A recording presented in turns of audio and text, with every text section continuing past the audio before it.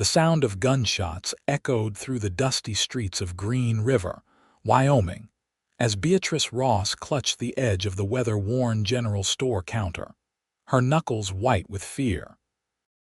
The year was 1879, and the promise of a new life in the West had just collapsed around her like a poorly built homestead in a thunderstorm. Her father lay dead in their small ranch house, 5 miles outside of town, and now the debt collectors had come calling in the form of 6 of the most notorious outlaws, this side of the Continental Divide. "Your pa owed us a considerable sum, Miss Ross," drawled Silas Harding, the leader of the gang known as the Rattlers. His yellowed teeth gleamed beneath a graying mustache as he circled Beatrice like a vulture eyeing a dying animal. "And now it seems that sum has passed to you." Beatrice stood straight-backed despite her trembling hands. At 22, she had already weathered many hardships since arriving in Wyoming territory 2 years prior, but nothing had prepared her for this moment. "My father would never have dealt with men like you," she said, her voice surprisingly steady. Harding's laugh was dry as the Wyoming wind. "Your father was a desperate man after that drought killed half his cattle. He borrowed money. We loaned it. Now payment's due." The 5 other men spread throughout the store, intimidating the shopkeeper and the few customers who had been unfortunate enough to be present. Their hands rested casually on their holstered pistols, a silent threat to anyone considering intervention. "I'll need time to gather the money," Beatrice insisted, though she knew full well her father's ranch had nothing left to give. "Money ain't what we're after anymore," Harding said, his gaze traveling slowly down her form in a way that made her skin crawl. "Boys, and I figure you'd make fair compensation." The store fell deathly silent. Mrs. Patterson, the baker's wife, let out a soft gasp before one of the gang members silenced her with a glare. "I will not," Beatrice began, but Harding cut her off. "This ain't a negotiation, girl. You're coming with us at sundown. Be ready." The gang turned to leave, boots scuffing across the wooden floor when the shop door swung open. A tall figure stood silhouetted against the bright afternoon sun. Kade Everett stepped into the general store, his spurs jingling with each deliberate step. Dust covered his worn leather vest and denim pants, evidence of a long ride. His face, partially hidden beneath the shadow of his wide-brimmed hat, showed little emotion, but his eyes, sharp and clear as a mountain spring, took in the scene with calculating precision. "Problem here?" he asked, his voice low but carrying across the tense silence. Harding sneered. "Nothing that concerns drifters. Move along, cowboy." Beatrice had seen Kade around town for the past month. He'd taken work at the Carson Ranch, kept to himself mostly. There were rumors about his past there always, were about quiet men in these parts, but he'd never caused trouble. "Seems to me," Kade said, moving toward the counter where Beatrice stood, "that when 6 armed men surround one woman, there's definitely a problem." The storekeeper, old Mr. Murphy, found his voice at last. "Kade, these men are the Rattlers. Best not to cross them." A flicker of recognition passed over Kade's face, but he didn't back down. Instead, he positioned himself slightly in front of Beatrice. "Miss Ross owes a debt," Harding explained with exaggerated patience. "We're simply collecting." "And what might that debt be?" Kade asked. $2,000. That's a mighty large sum." "Her father borrowed it. Interest adds up." Kade nodded slowly. "And you're planning to take her as payment?" Harding's eyes narrowed. "That's business between us and the lady." Beatrice felt her breath catch in her throat as Kade's hand moved slightly closer to his holstered Colt. The entire store seemed suspended in that moment, like a painting frozen in time. "I have a counter-offer," Kade said finally, his voice unnervingly calm. "Take me instead." A heartbeat of silence, then raucous laughter from the gang members. And what use would we have for you?" Harding asked, amused. "I'm worth more than you know," Kade replied. "I've got skills. I can track, hunt, shoot better than most. I could be useful to men in your line of work." Harding's amusement faded, replaced by calculation. "You offering to ride with the Rattlers to clear her debt?" "I'm offering myself as payment. 1 year of service. After that, the debt's considered paid."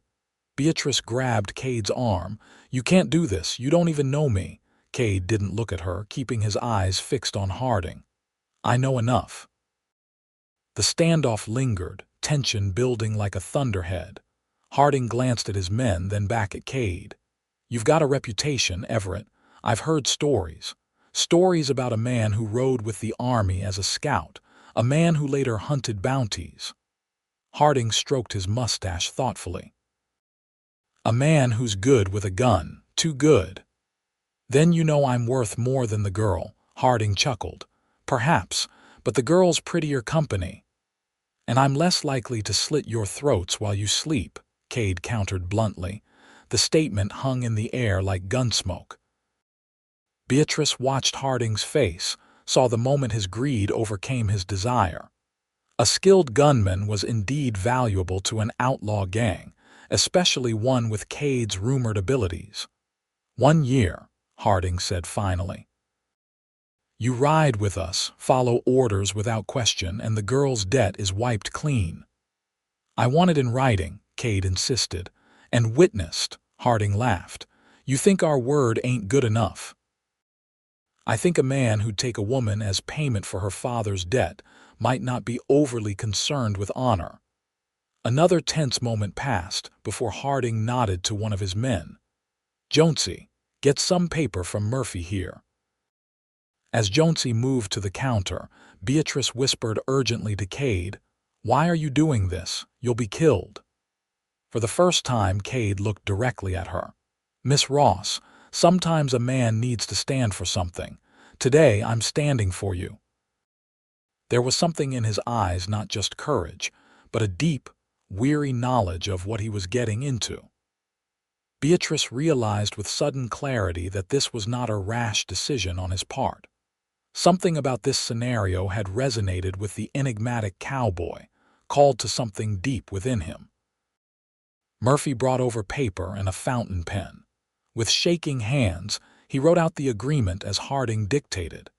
Kade Everett would ride with the Rattlers for 1 year, after which Beatrice Ross's debt would be considered paid in full.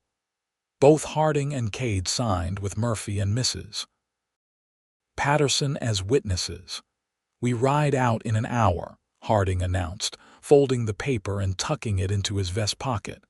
"Say your goodbyes, Cowboy. They'll have to last you a year, assuming you survive that long." With a final smirk, he led his men out of the store. In the sudden quiet, customers began to whisper among themselves. Murphy approached Beatrice and Kade. "That was either the bravest or the most fool-headed thing I've ever seen," the old shopkeeper said, shaking his head. Kade adjusted his hat. "Probably both." Beatrice still couldn't believe what had transpired. "Mr. Everett, I can't let you do this.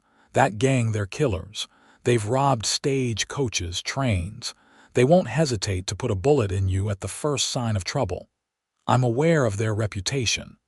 "Then why? Why sacrifice yourself for a stranger?" Cade's eyes seemed to look past her to something distant. "I've been riding alone a long time, Miss Ross, making choices that don't always sit well come nightfall. Maybe this one will. But my father's debt, it wasn't even legitimate. He was desperate after the drought, yes, but he would never have borrowed from men like that." Kade considered this. "Legitimate or not, they were going to take you. Now they won't." "Let me at least try to repay you," Beatrice insisted. "When you return, if you return, I'll sell the ranch, whatever it takes." A ghost of a smile touched Cade's lips. "Hold that thought for a year." He tipped his hat to her and turned to leave, but Beatrice caught his arm. "Wait," she said. "At least tell me why. The real reason." Kade hesitated, then said quietly, 3 years ago near Laramie. A similar situation.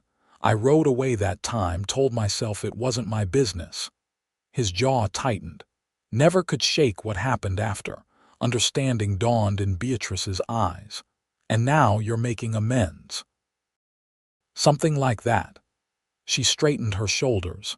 Then I'll pray for your safe return, Mr. Everett. Kade, he corrected. If you're going to pray for a man, might as well use his given name.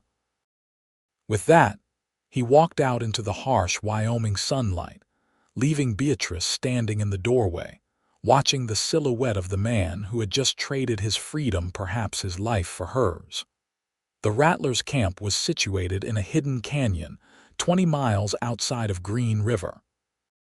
As Kade rode alongside the outlaws, the sun sinking low over the western horizon, he took stock of his new colleagues.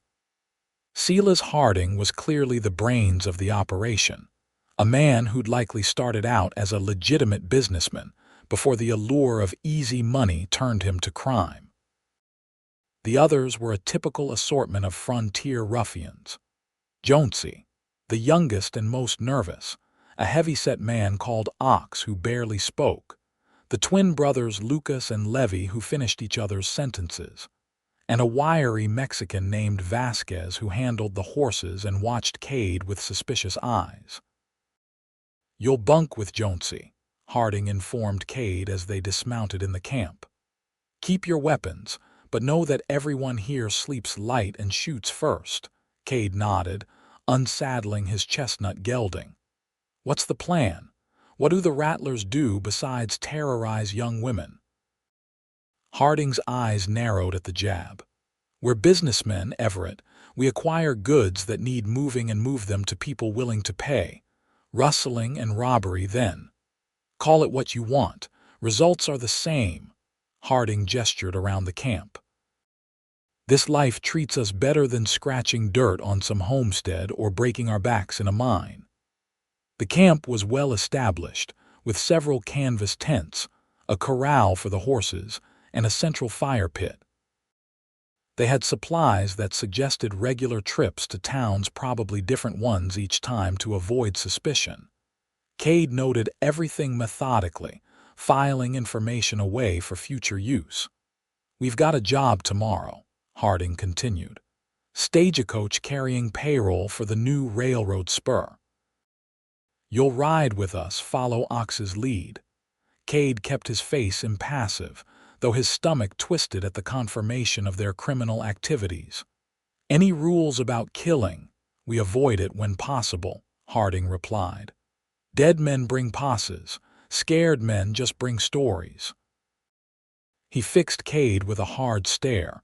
"But make no mistake, we do what's necessary." Later, as Kade sat by the fire eating a plate of beans, Jonesy sidled up beside him. "Why'd you really volunteer to join up?" the young outlaw asked, his voice low. "Nobody just offers themselves up like that." Kade continued eating. "Maybe I was tired of honest work." "Bull," Jonesy snorted. "I saw your face when you looked at that Ross woman. You sweet on her or something? Hardly know her." "Then why?" Kade set his plate down. "Some things a man does just because they need doing." Jonesy shook his head. "You're either crazy or the biggest fool I've ever met." "Probably both," Kade echoed his earlier words to Murphy. "How'd you end up with this crew anyway? You don't seem the type." Jonesy's youthful face hardened slightly. "Not everyone gets choices, Everett. Some of us take what life offers. There's always choices," says the man who just volunteered for a year with outlaws. Kade allowed himself a small smile. "Touché." Across the camp, he could feel Harding watching them. The gang leader clearly didn't trust him, smart man. But Kade had meant what he said. He would fulfill his agreement. 1 year with the Rattlers. The question was whether he could survive that long without becoming one of them in truth. As Kade bedded down that night, his thoughts returned to Beatrice Ross. Her frightened but defiant stance in the general store had stirred something in him. He'd seen too many innocents suffer in his years of wandering. After the incident in Laramie, a young woman taken by a gang much like this one, with no one to stand for her, Kade had sworn it wouldn't happen again on his watch. But there was something more, something about Beatrice specifically that had compelled him to act. Perhaps it was the quiet dignity she maintained even in her fear, or maybe just the simple fact that in that moment she'd needed someone to fight for her. Kade closed his eyes, listening to the night sounds around the camp. 1 year. He could endure a year. And then? Well, that was a worry for another day. Back in Green River, Beatrice paced the small sitting room of her ranch house. The place felt emptier than ever without her father, and now the weight of Kade Everett's sacrifice added to her burden. She'd barely spoken 10 words to the man before today, yet he'd given up his freedom for her. A knock at the door startled her. She approached cautiously, her father's old shotgun within reach. "Who is it?" she called. "Sheriff Miller, Miss Ross. Just checking on you after the trouble in town today." Beatrice opened the door to the graying lawman of Green River. Sheriff Miller removed his hat as he entered, his weathered face creased with concern. "Murphy told me what happened," he said. "That Everett feller riding off with the rattlers to clear your debt. He shouldn't have done it," Beatrice replied, sinking into a chair. "I never asked him to." "No, I expect you didn't." The sheriff sat across from her. "Everett's been in town about a month. Keeps to himself, does his work at Carson's place. I had him checked out when he arrived, standard procedure for drifters. He's got a past, that one." Beatrice looked up sharply. "What kind of past?" "Served as an Army scout during the latter years of the war, then in the Indian campaigns. Later turned to bounty hunting for a spell." Miller shook his head. "Man like that knows how to handle himself. But against 6 outlaws, well, that remains to be seen." The sheriff leaned forward. "Miss Ross, about your father's supposed debt.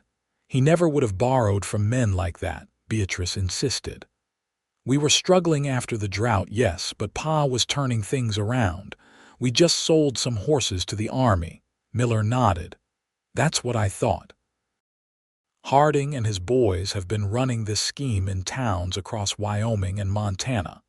They find someone recently deceased, claim a debt, then pressure the family, usually targeting women on their own." Anger flared in Beatrice. So it was all a lie. "And now Kade Everett is risking his life for nothing." "Not for nothing," Miller said quietly. "He saved you from a terrible fate." The realization of what might have happened sent a chill through Beatrice. The rattlers hadn't just wanted money, they'd wanted her. "What can we do?" she asked. "We can't just leave him with those criminals." Sheriff Miller rubbed his chin thoughtfully. "Normally, I'd say there's not much we can do. The rattlers move around, hard to track, and technically, Everett went willingly. But the debt was fraudulent." "Yes, but proving that won't be easy." The sheriff stood. "I'll telegraph the territorial marshal, see if he's got men who can help. In the meantime, I suggest you be careful. The rattlers might decide one hostage is as good as another if Everett gives them trouble." After the sheriff left, Beatrice sat alone with her thoughts. Kade Everett had seen through the rattlers' scheme, or at least suspected it, yet he'd still offered himself in her place. The question that kept circling in her mind was simple. What kind of man does that for a stranger? She retrieved a small leather-bound journal from her bedroom and began to write. If when Kade returned, she wanted a record of what had transpired in his absence. She would not let his sacrifice be forgotten, regardless of the outcome. For the first month with the rattlers, Kade rode as an observer. Harding kept him on the periphery of their operations, testing his loyalty. The stagecoach robbery had gone according to plan, the driver and guards surrendering without resistance when faced with 6 armed men. No one was hurt, though Kade had positioned himself to intervene if violence erupted. The stolen money was split among the gang, with Kade receiving an equal share despite his status as a conscript. He accepted it without comment, tucking the bills into his saddlebags. Every dollar might prove useful later, and refusing would only arouse suspicion. Gradually, Kade earned a measure of trust from most of the gang. Jonesy, young and impressionable, seemed to look up to him. The twins valued his tracking skills when they rustled cattle. Even Ox had grunted in approval after seeing Kade handle himself in a brief skirmish with a rival gang. Only Vasquez and Harding remained openly suspicious. Kade often caught Vasquez watching him, dark eyes calculating, and Harding tested him constantly with increasingly dangerous assignments. "Everett," Harding called one evening as they made camp near the Idaho border. "Ride with me tomorrow, just the two of us." Kade nodded, aware that this could be either an opportunity or a trap. "What's the job?" "Man in Blackfoot owes me money. We're going to collect." The next day they rode into Blackfoot, a small settlement that had sprung up around a trading post. Harding led the way to a modest house on the outskirts of town. "Wait here," he told Kade. "Watch for trouble." Kade dismounted, positioning himself where he could see both the house and the road into town. Through an open window he could hear Harding's voice, followed by another man's pleading. Then a woman's scream. Instinctively, Kade moved toward the house, but caught himself. Intervening now could jeopardize everything. Minutes later, Harding emerged, tucking a wad of cash into his coat. "Any problems?" Kade asked, his voice carefully neutral. Harding smiled coldly. "None that couldn't be handled. Wife tried to interfere, but her husband set her straight." As they rode away, Kade asked, "Was that really about money?" "Everything's about money, Everett, or power. Often both." Harding glanced at him. "You disapprove?" "Just trying to understand how the Rattlers operate. We take what we want, simple as that." Harding studied him. "That bothers the former bounty hunter." Kade met his gaze steadily. "I've done things I'm not proud of, but I never terrorized women. Yet here you are, riding with men who do." Harding chuckled. "Makes you wonder about the nature of compromise, doesn't it?" Back at camp that night, Kade found Jonesy alone by the fire, the others having gone to a nearby settlement for supplies and women. "How long have you been with them?" Kade asked, pouring himself coffee. Jonesy poked at the fire with a stick. 2 years. Found me after my family's farm failed. I was starving, stealing to eat. Harding said I could either join them or hang for theft. Some choice." "Better than the one you made," Jonesy pointed out.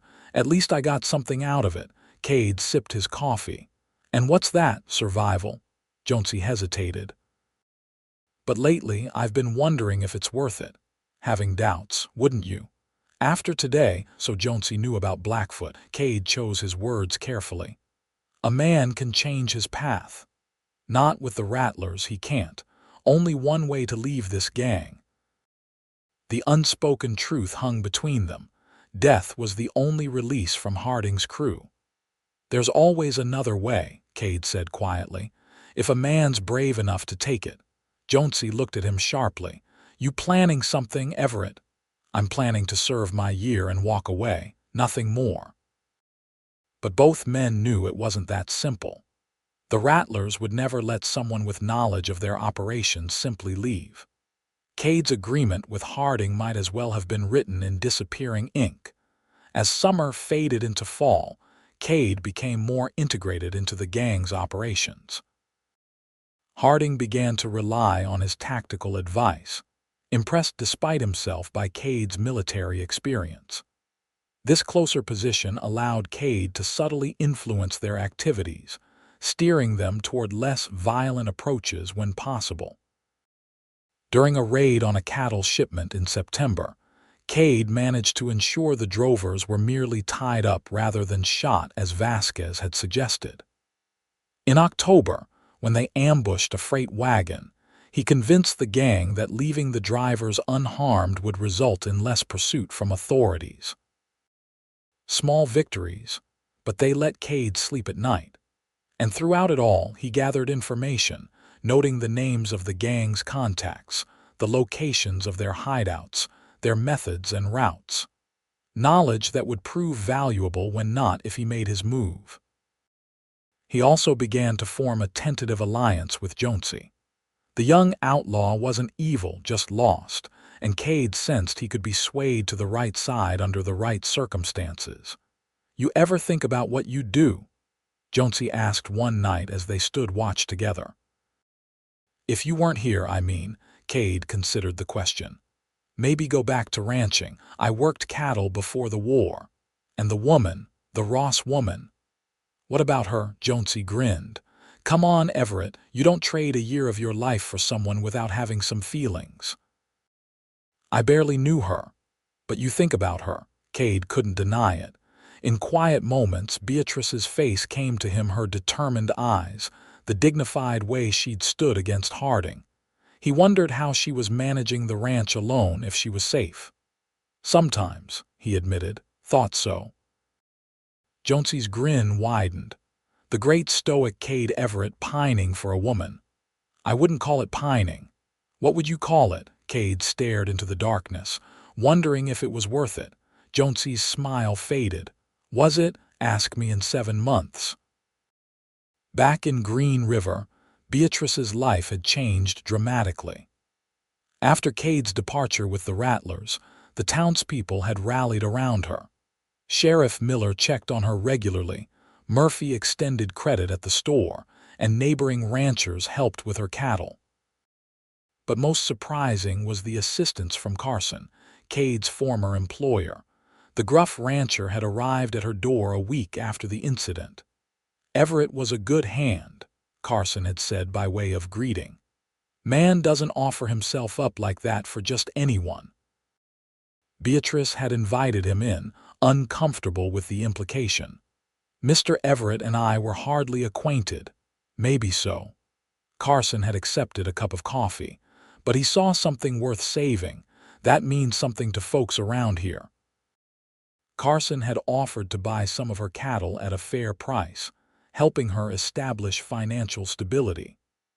Other ranchers followed suit, impressed by both Cade's sacrifice and Beatrice's determination to keep her father's legacy alive.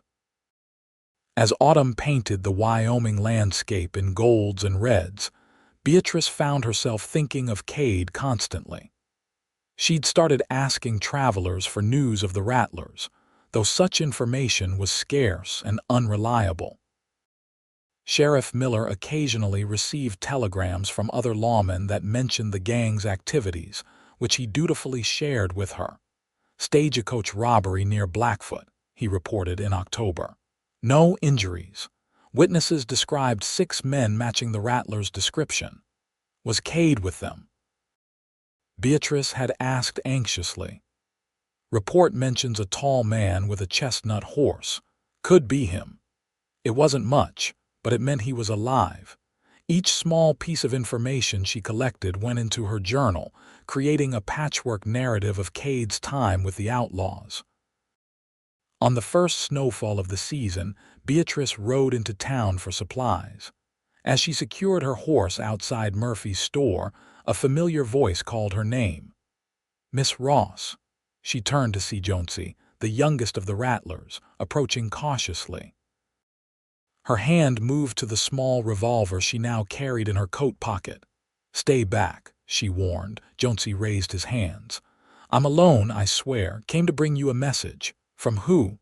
"Everett." Beatrice's heart raced. "Is he all right?" Jonesy glanced around nervously. "For now." "But Harding's getting suspicious. Everett's been stopping us from doing some of the worst things Rattlers do." "Why are you helping him?" "Because he helped me." Jonesy pulled a folded piece of paper from his coat. "He asked me to give you this, said it was important, you know." Beatrice took the paper cautiously. "How do I know this isn't a trap?" "You don't." Jonesy shifted uncomfortably.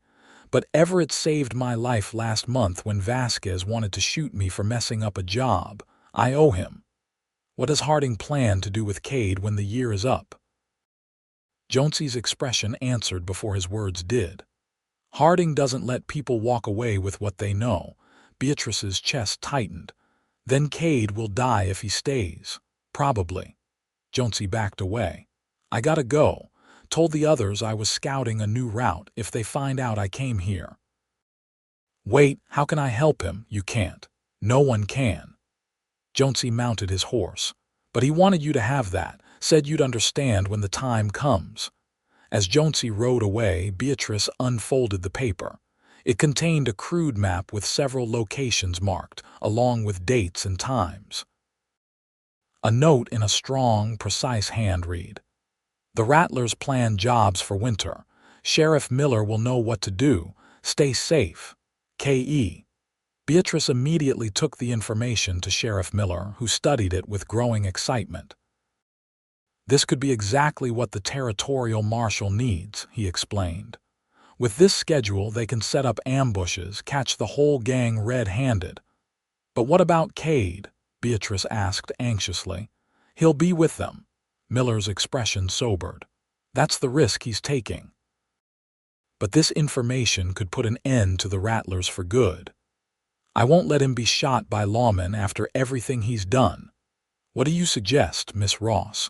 We can't exactly send him a warning without tipping off Harding. Beatrice thought for a moment. The first raid on this list, the supply train near Rawlins next week. What if I was there? That's out of the question, Miller said firmly. Far too dangerous. But I could signal him somehow, let him know the law is closing in. And get yourself killed in the process. Everett made his choice to protect you, Miss Ross. Don't squander that sacrifice. Beatrice reluctantly agreed, but as she rode home that evening, her mind worked furiously. There had to be a way to save Kade from both the Rattlers and the law. That night, she wrote in her journal, Mr. Everett has risked everything for a stranger. I cannot do less for him now that he is more than that to me. The admission startled her, but she knew it was true. Through his sacrifice, and the snippets she'd learned about him, Kade Everett had become important to her in a way no man ever had before. Winter descended on Wyoming territory with brutal force. The Rattlers moved their camp to a more sheltered location in the foothills. A cabin Harding had acquired from its previous owner through means Kade didn't want to contemplate. The close quarters heightened tensions within the gang. Ox and the twins argued constantly. Vasquez grew more sullen, and Harding watched everyone with increasingly paranoid eyes. Only Jonesy seemed calmer, sharing occasional glances with Kade that suggested their unspoken alliance held. In December, a harsh blizzard confined them to the cabin for nearly a week. On the third day, Harding called Kade aside. We've got a big job planned for spring, he said, voice low despite the howling wind outside that would cover their conversation. Train carrying government payroll. Could set us all up for years. Kade kept his expression neutral. Sounds ambitious. It'll be the last job we pull together, Harding continued, watching Kade's reaction. After that, we'll split up for a while, too much heat otherwise. Smart move. Harding's eyes narrowed. Your year will be up around then. That's right. You planning to go your own way? Kade met his gaze steadily. That was the agreement. Harding laughed, though there was no humor in it. Agreements change, Everett. You've proven valuable. Be ashamed to lose your skills. I fulfilled my part of the bargain, Kade replied. The Ross woman's debt is paid. Is that what this has all been about? Her. Harding moved closer. You still thinking about that girl? I'm thinking about my freedom. Freedom. Harding spat the word. You really believe you can just walk away from this life? From what you know about us, our operations? He shook his head. Only one way to leave the Rattlers, Everett. I thought you understood that by now. The threat wasn't subtle, but Kade had expected it. He'd known from the beginning that Harding would never let him leave alive. The agreement had only ever been a way to buy time for what he was still determining. I understand perfectly, Kade said evenly. Harding studied him for a long moment. "I think you do." He turned to go, then added, "Just remember, if you're considering anything foolish, I still know where the Ross woman lives. Agreements go both ways." The implicit threat against Beatrice sent a cold wave of anger through Kade. He'd suspected Harding might use her as leverage, but hearing it confirmed hardened his resolve. Something would have to be done before spring, before the big train robbery, and certainly before his year was officially up.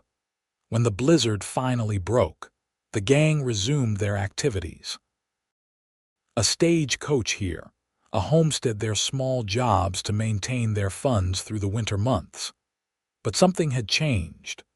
Twice, they arrived at targets to find unexpected resistance, armed guards where none should have been, or routes altered at the last minute. "Someone's talking," Harding fumed after their third failed robbery attempt. "Someone's warning these people." His suspicious gaze swept the group, lingering on Kade and Jonesy. The young outlaw shifted nervously, but Kade remained impassive. "Maybe it's coincidence," Ox suggested. 3 times. Harding snapped. "No, someone's betrayed us." That night, as they made camp in a sheltered ravine, Jonesy managed to speak privately with Kade while gathering firewood. "He suspects us," Jonesy whispered. "Especially you, I know." "What are we going to do?" "If he searches our things, finds anything." Kade picked up another branch. "We need to move up our timeline." After Jonesy had delivered his message to Beatrice months ago, Kade had begun formulating an escape plan. The young outlaw's disillusionment with the Rattler's way of life had made him a willing ally. Together, they had secretly been mapping escape routes and caching supplies for when the moment came to break away. "The train job?" Jonesy asked. Kade nodded. "They're getting suspicious."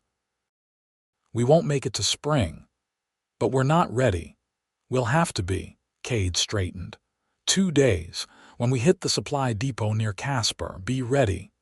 Unknown to Kade, events were already in motion elsewhere that would append his carefully laid plans. In Green River, Beatrice had been working with Sheriff Miller and the territorial marshal to coordinate responses to the Rattlers' activities based on Kade's information. Their efforts had disrupted several of the gang's operations, but Harding and his men remained at large. "It's not enough," Beatrice argued in Miller's office as January drew to a close. "Each time they escape, and Kade remains in danger." Marshal Bennett, a stern-faced man who'd come from Cheyenne to help coordinate efforts, frowned at her familiarity with Everett's first name but didn't comment on it. "We're closing the net, Miss Ross," he assured her. "Sooner or later they'll make a mistake. And in the meantime, what happens when they realize someone's betrayed them? Who do you think they'll blame?" Miller and Bennett exchanged uncomfortable glances. "Everett knew the risks," Bennett said finally. "That doesn't mean we abandon him." Beatrice paced the small office. "What about the supply depot robbery?" "The one near Casper in 2 days. We'll have men waiting," Bennett confirmed. "Should be able to capture at least some of them." "And separate Kade from the others somehow," Beatrice pressed. "Give him a chance to escape in the confusion." Bennett's expression hardened. "Miss Ross, I understand your concern for Mr. Everett, but my priority is apprehending the entire Rattler gang. They've terrorized this territory for too long. Even if that means Kade dies in the process, after he's the one who gave you the information to catch them. If Everett identifies himself to my men during the arrest, in the middle of a gunfight," Beatrice asked incredulously. "When your men are shooting at anyone associated with the Rattlers," Miller placed a calming hand on her arm. "Beatrice, we understand your concern, but no, you clearly don't." She pulled away. "Kade Everett sacrificed his freedom for me. I won't let him sacrifice his life as well." With that, she stormed out of the office. Marshal Bennett looked to Miller. "That woman is planning something foolish." Miller sighed. She's determined I'll give her that. She'll get herself killed. Or worse, warn the rattlers and ruin our ambush. Beatrice Ross isn't the type to betray the law, Miller assured him, but she might try to help Everett on her own terms. Then stop her, Bennett ordered. Keep her in town until after the Casper operation. Miller nodded reluctantly. I'll do my best. But Beatrice was already formulating her plan. She couldn't warn the rattlers without endangering Kade further, but she could be present near Casper when the ambush occurred.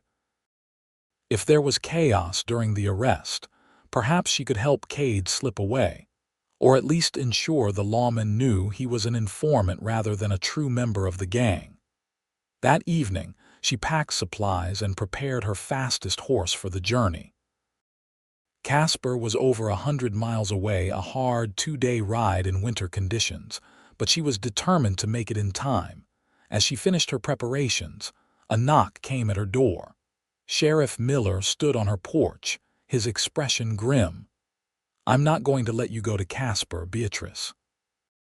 She lifted her chin. With all due respect, Sheriff, you can't stop me. Actually, I can. He stepped inside uninvited. Marshal Bennett has authorized me to keep you in town by whatever means necessary, including arrest, if it comes to that. You'd arrest me for trying to help a man who helped me. Miller's face softened. I understand why you want to go, but you'd only complicate an already dangerous situation. Kade could die, and rushing in without a plan could get you both killed. Miller removed his hat. There's something else you should know. We received a telegram from Rawlins this morning. A young man matching Jonesy's description was spotted at the telegraph office. Beatrice's heart raced. What did it say? The telegram. We don't know the contents. But immediately afterward, he bought supplies enough for 2 people and rode east. Toward Casper, Beatrice whispered. Miller nodded. It appears Everett and the boy may be planning something of their own. Hope flared in Beatrice's chest. If Kade was already planning an escape with Jonesy, her interference might indeed put him at greater risk. What can I do then? She asked. I can't just sit here and wait. Miller considered her question. The marshal plans to bring any captured rattlers back through Green River on the way to Cheyenne. If Everett is among them, I'll make sure you can speak with him. Explain his situation to Bennett. It wasn't enough, but it was something. Reluctantly, Beatrice agreed to stay in town, though she insisted on remaining at the sheriff's office for the next 2 days to receive any telegrams about the operation as they arrived. The morning of the supply depot robbery dawned clear and cold. The rattlers set out from their camp before sunrise, Harding leading the way with Kade and Jonesy riding near the rear. The plan was simple. Intercept the supply wagons at a narrow pass, where the drivers would have no choice but to surrender or fight at a severe disadvantage.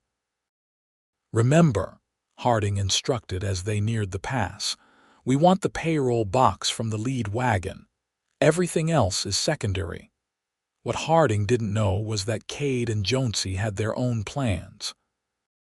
During the confusion of the robbery, they would slip away, using a route they had scouted that led away from both the rattlers' escape path and the likely approach of any law enforcement. They had supplies cached 10 miles east, enough to get them to safety. As they took their positions among the rocks overlooking the pass, Kade felt the weight of his Colt revolver against his hip. He hoped he wouldn't need to use it. His plan relied on stealth rather than confrontation, but he was prepared for any scenario. Wagons approaching, Vasquez called softly from his lookout position. Harding nodded to his men. Ready yourselves. The convoy came into view, 3 wagons with armed guards riding alongside more guards than expected. Kade tensed, sensing something wasn't right.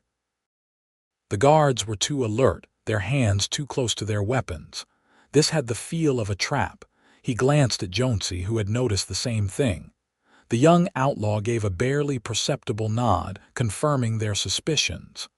"Something's wrong," Kade said quietly to Harding. "Too many guards." Harding squinted at the approaching wagons. "Maybe, or maybe the payroll's bigger than we thought. We should pull back," Kade insisted. "Regroup." "Since when do you give the orders, Everett?" Harding's voice carried a dangerous edge. Before Kade could respond, one of the guards looked directly up at their position, almost as if he knew exactly where to look. "It's a trap," Kade shouted as the man raised his rifle. Gunfire erupted from the wagons as lawmen disguised as guards opened fire on the Rattlers' positions. Harding cursed, returning fire while shouting orders to his men. "Fall back! To the horses!" In the chaos that followed, Kade grabbed Jonesy's arm. "Now's our chance, while they're distracted." They began moving along the ridge away from the main gunfight when Vasquez appeared in their path. "Where are you going?" the Mexican demanded, his gun already drawn. Kade froze. "Looking for better cover. Lying snake."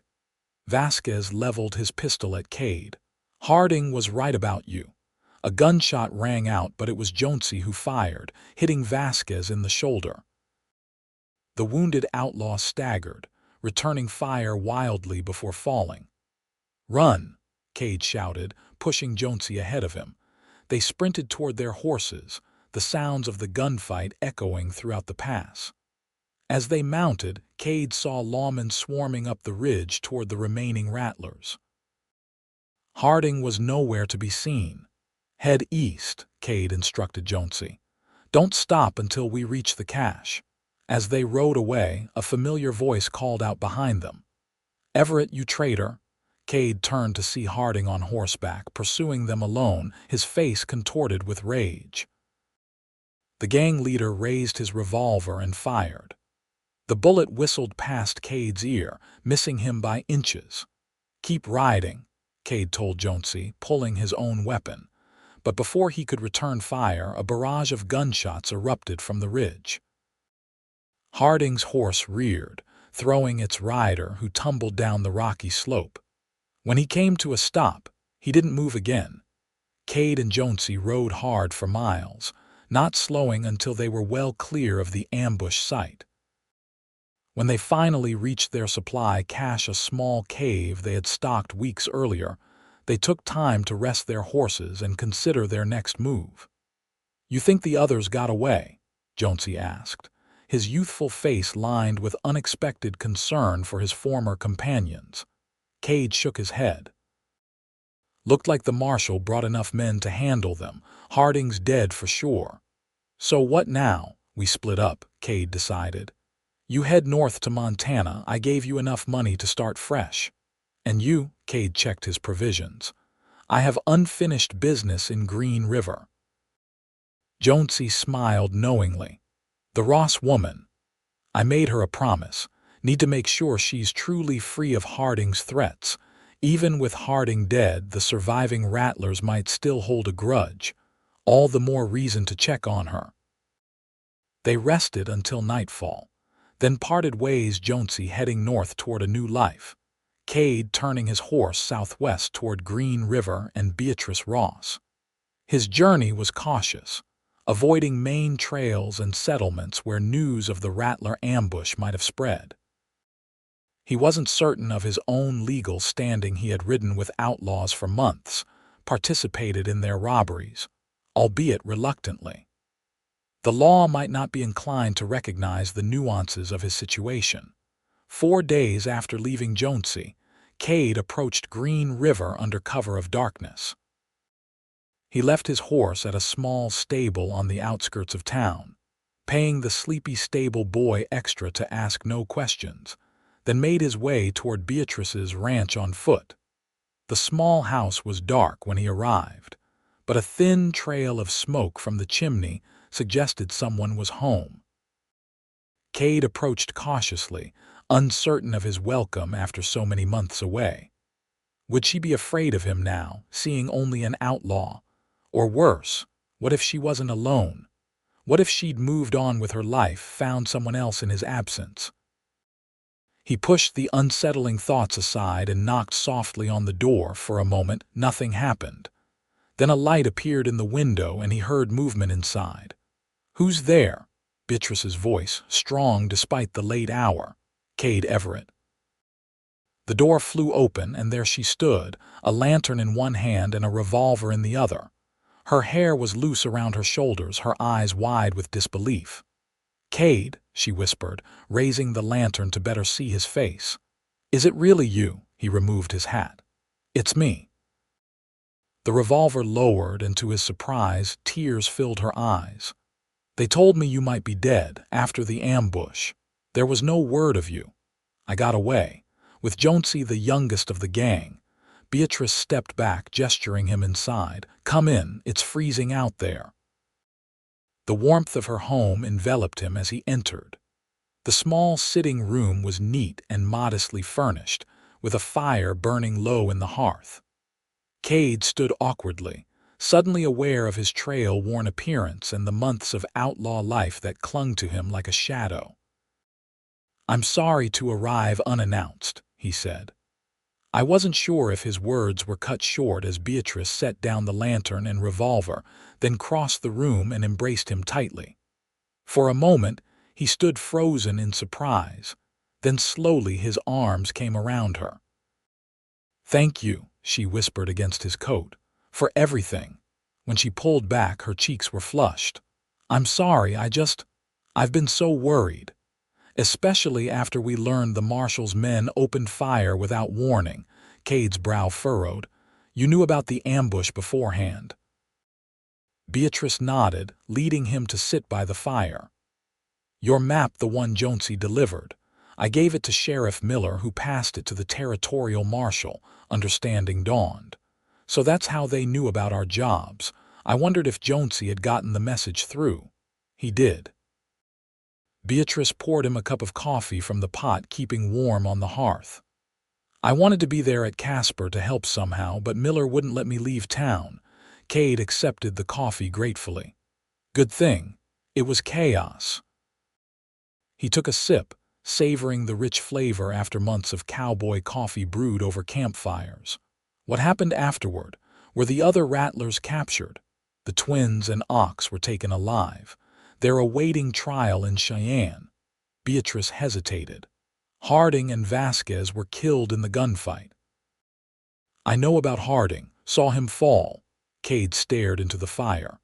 "Can't say I'm sorry about it." "Neither am I," Beatrice said with unexpected vehemence. "Not after what he tried to do." They sat in companionable silence for a moment, the crackling fire and howling wind outside the only sounds. Kade studied her in the firelight, noting subtle changes since he'd last seen her. She seemed more confident, her posture straighter, her gaze steadier. The hardships of running the ranch alone had clearly strengthened her already considerable resolve. "Your ranch looks to be in good shape," he observed. "You've managed on your own." Beatrice smiled. "Not entirely on my own. After what you did, the whole town rallied around me. Carson bought some of my cattle at fair prices. Murphy extended credit at the store. Even the women's auxiliary brought food and helped with chores." Her expression softened. "Your sacrifice meant something to them, to everyone. I didn't do it for them." Their eyes met across the small space between them, and something unspoken passed between them. Beatrice set down her cup. "Why did you do it, Kade? The truth this time. You barely knew me." Kade considered his answer carefully. "At first, it was about making amends. For someone I failed to help before." He looked into the fire. "But as time went on, as I thought about you, wondered if you were safe, if the ranch was thriving, it became about something else." "What?" she asked softly, the promise of something better. "The chance to be the kind of man who makes the right choice, even when it's hard." He met her gaze again. "The hope that when it was over there might be a place for me here, with you." Beatrice's breath caught. "You thought of me all that time, more than I should have." A wry smile touched his lips. Jonesy never let me hear the end of it. Beatrice moved closer to him on the small sofa. I thought of you too, every day. I kept a journal, wrote down everything I heard about the Rattlers, imagined what you might be enduring. Her hand found his. I was so afraid you wouldn't come back. I promised I would. Men make promises they don't keep all the time. I'm not most men. Kade's voice was quiet but firm. When I give my word, I stand by it. Beatrice's hand tightened on his. And now, what happens now? The marshal will want to question you about your time with the Rattlers. I know. I'll turn myself in tomorrow, explain everything. Kade's expression was resolute. I didn't come this far to live as a fugitive. What if they arrest you, put you on trial with the others? Then I'll face that too. He squeezed her hand. But I think the marshal will listen. Sheriff Miller knows why I joined the Rattlers, and the information I provided helped bring down the gang. Beatrice moved closer still, her face illuminated by the firelight. Whatever happens, I'll be there. You stood for me when no one else would. Now I'll stand for you. In that moment, with her hand in his and determination shining in her eyes, Kade felt something he hadn't experienced in years: hope for a future that held more than just survival.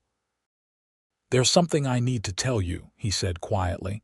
Something I realized during those months with the Rattlers. What is it? When a man faces death daily, he gets clear on what matters. Kade turned to face her fully. I didn't just come back to fulfill my promise.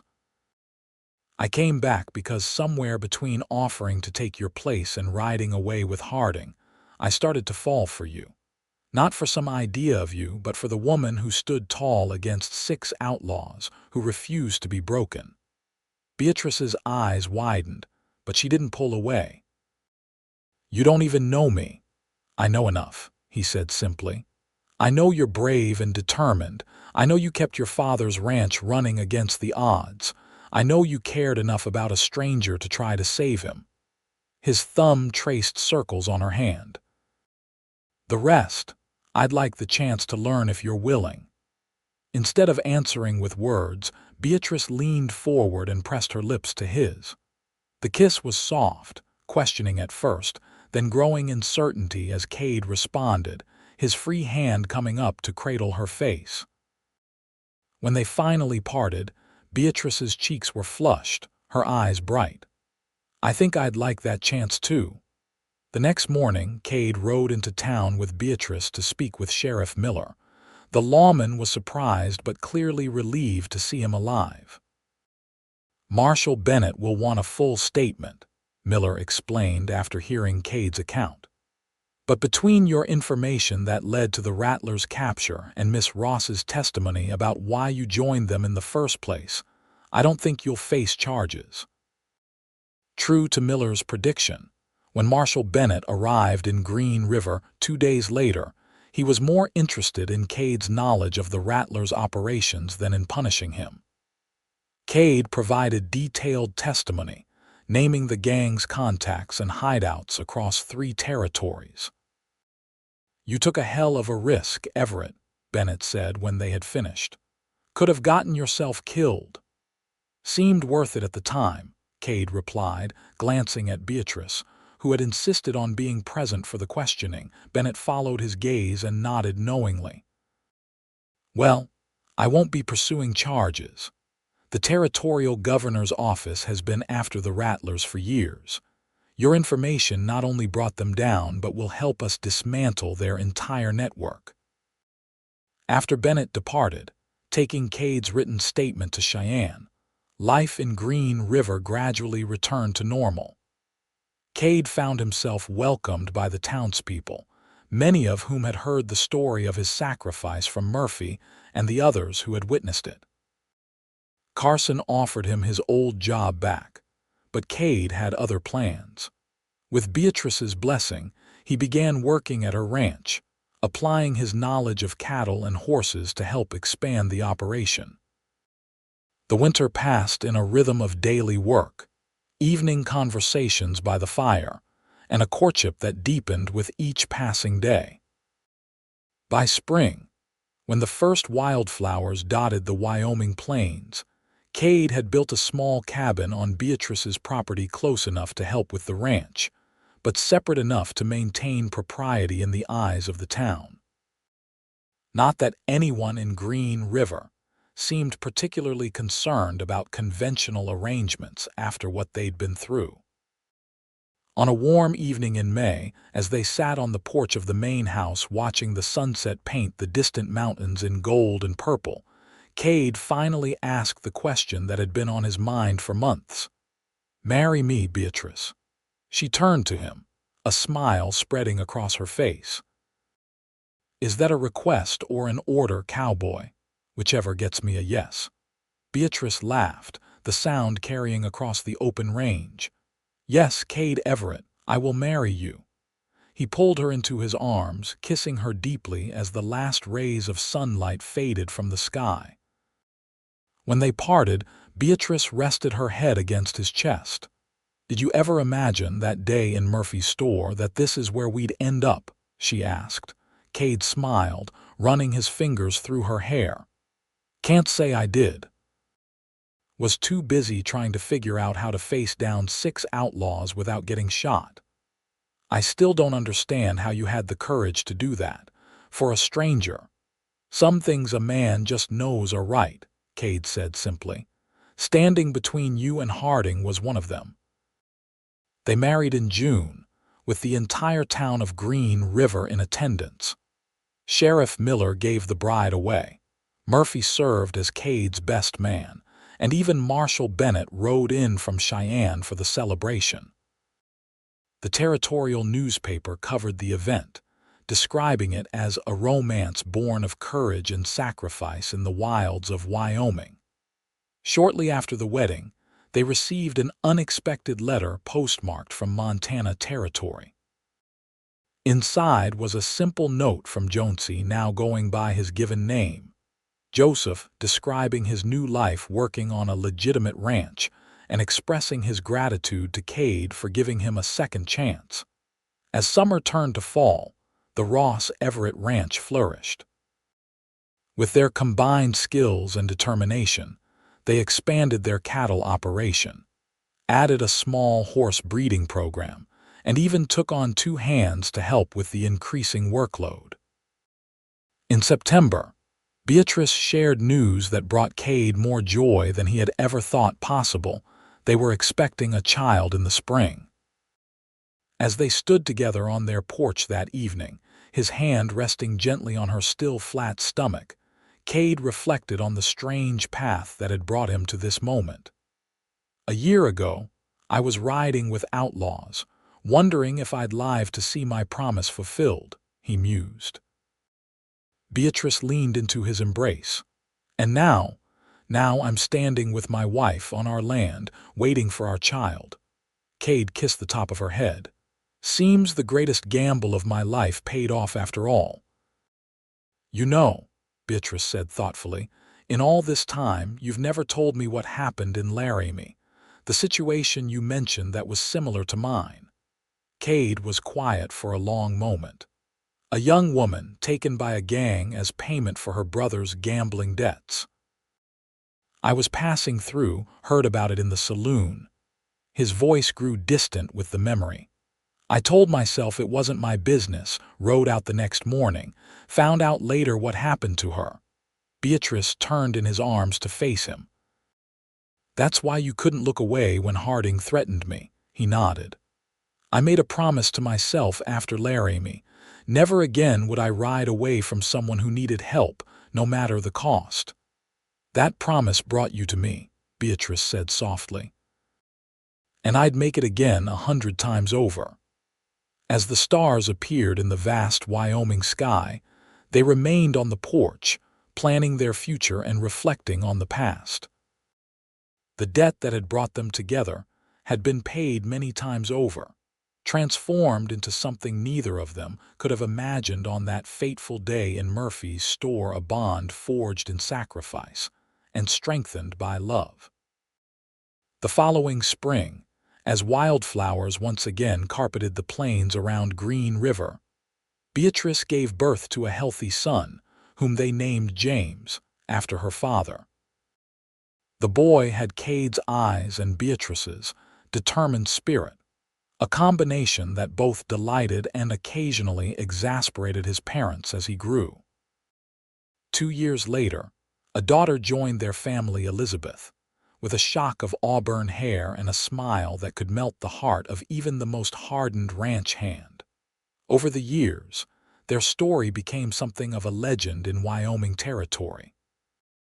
The tale of the cowboy who faced down 6 outlaws and offered himself in place of a woman he barely knew was told and retold in saloons and around campfires throughout the West. But for Kade and Beatrice, the true story wasn't found in those dramatic moments of confrontation and sacrifice, but in the quiet life they built afterward, in the daily work of the ranch, in the laughter of their children, in the love that had grown from the most unlikely of beginnings. On their 10th anniversary, as they watched James and Elizabeth playing in the yard of the home they had expanded over the years, Beatrice leaned against Kade's shoulder. "You ever wonder what would have happened if you hadn't walked into Murphy's store that day?" she asked. Kade shook his head. "No, some things are meant to be, Bea. I was meant to be there, just as I was meant to be here now with you." She smiled up at him, the years having only deepened the connection between them. "For a man who once offered himself to outlaws, you've become quite the romantic, Kade Everett." "Only with you, Mrs. Everett," he replied, pulling her close. "Only with you." And as the Wyoming sun set on another day of the life they had built together, both knew that the greatest payment of all had been love, a debt neither would ever fully repay, nor ever wish to.